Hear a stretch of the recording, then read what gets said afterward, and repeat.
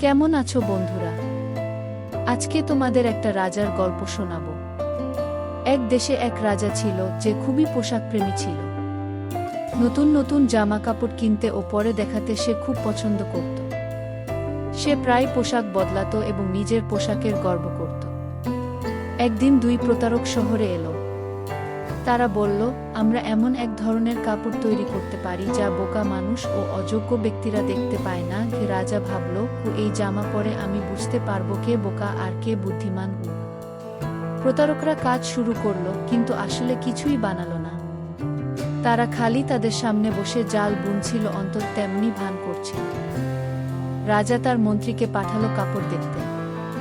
মন্ত্রী কিছুই দেখতে পেল না, কিন্তু ভাবল, আমি যদি বলি কিছু দেখতে পাচ্ছি না, তবে সবাই ভাববে আমি বোকা। তাই সে বলল, এটি অসাধারণ কাপড়। অবশেষে রাজা নিজেই দেখতে গেল। সেও কিছুই দেখল না, কিন্তু ভাবল, আমি কি তবে বোকা? তাই রাজাও বলল, কাপড়টি খুব সুন্দর। অতঃপর প্রতারকরা বলল, আপনার পোশাক তৈরি হয়ে গেছে, পরিধান করুন। রাজা উলঙ্গ হয়েও ভাবল সে পড়েছে। রাজা শহরে মিছিল করছিল। সবাই ভয়ে প্রশংসা করছিল।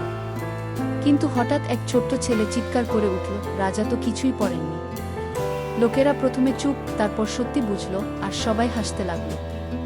রাজাও বুঝল, কিন্তু সম্মান রক্ষায় মিছিল চালিয়ে গেল। এই থেকে কি বুঝলাম বাচ্চারা? নিজের কোনো কিছু নিয়ে বেশি অহংকার করা ভালো নয়।